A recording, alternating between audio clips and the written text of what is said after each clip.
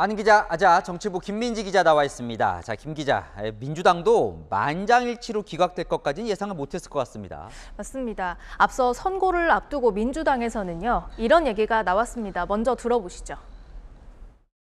이번 탄핵에서도 재판관의 어떤 정치적인 성향이 많이 영향을 미치겠구나. 아니면 정말 중대한 법 위반이 있는지 물리적인 쪽으로만 해석한다면 보수적인 분들이 탄핵 심판 청구를 받아들이지 않을 가능성이 높다. 그러니까 오늘 아침에 선고 전에 이제 라디오에서 한 말인데 정치적 성향 때문에 갈릴 거다 이렇게 봤었어요. 네, 헌법재판관의 구성을 좀 보면요. 9명 중 유남석 소장을 비롯한 3명은 지난 문재인 정권에서 임명됐습니다. 그리고 김기영 재판관은 민주당이 추천했죠. 모두 4명이 야권 지명 인사인 겁니다.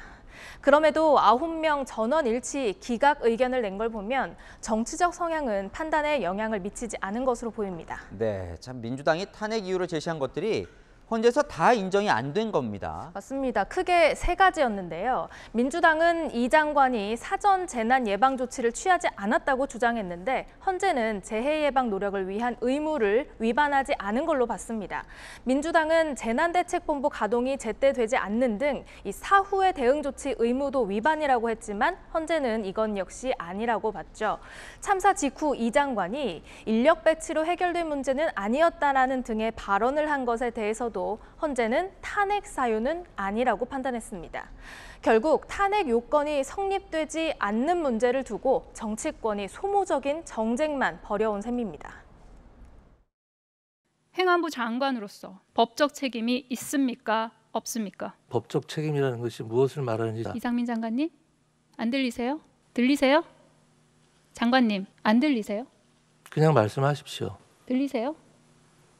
더불어민주당은 법리에 맞지도 않는 무리한 탄핵 소추안을 발의하여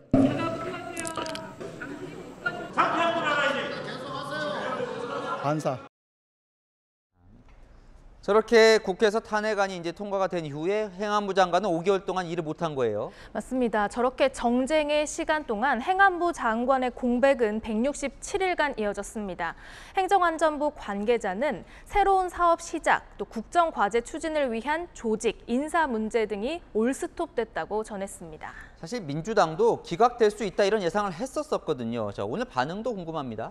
앞서 말씀하신 대로 헌재 재판관의 성향을 들어서 기각을 예상하는 목소리가 이미 나왔었죠.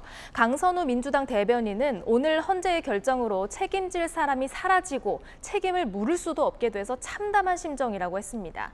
헌재 결정에 아쉬움을 남긴 민주당이지만요. 만장일치 결론이 나온 만큼 무리하게 참사를 정쟁화했다는 비판은 피하기 어려워 보입니다. 이 부분도 짚고는 가야 돼요. 오늘 결정이 이상민 장관이 잘했다는 건 결코 아닙니다. 그죠? 맞습니다. 헌법을 위반했다는 건 아니지만 없어서 탄핵 사유까지는 아니라는 것일 뿐 책임이 없다는 건 아닙니다.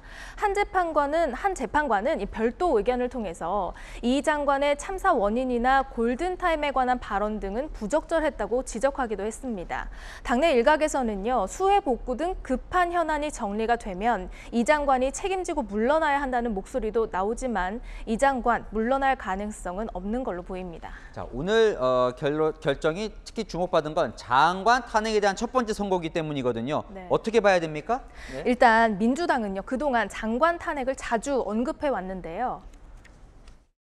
장관 행위는 헌법 제65조가 규정한 명백한 탄핵 사유에 해당된다라고 봅니다. 저는 개인적으로는 해임 건의를 넘어서서 탄핵까지 해야 된다고 생각하고 있습니다. 구족적 외교를 한 책임 있는 보좌했던 사람들, 특히 국회에서 박진 장관을 탄핵하라는 요청을 하셨습니다.